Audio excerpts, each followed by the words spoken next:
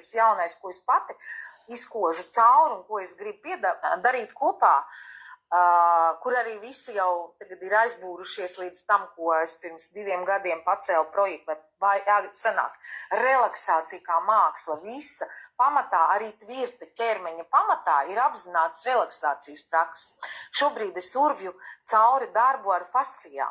Viss šitas te jūs varbūt kādreiz redzat kādā fotografijā vai video, man seja ir tā kā īpaši, ja tas ir Latvijā, ar tūsku vai neskatoties uz visu, ko es daru, ja, un kādā ir, nav. Tā nav sejas joga, nē. Tā ir īpašs darbs ar fascijām un ar stresu, un, piemēram, man ir ļoti kakls, kārtīgi izkoda cauri kaklu, un es eju vēl dziļāk, kakla vingrinājums.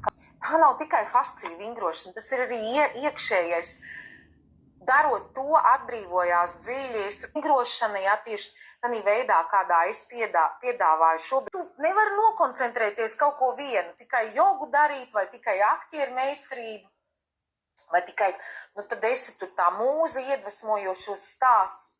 Un ziniet, kā es rādīšu to piemēru šiem te laikiem. Es nezinu, kā to sauc, visu to profesiju. Es būšu, kas es esmu. Es daru visu. Un kādam patīk, kādam dar šī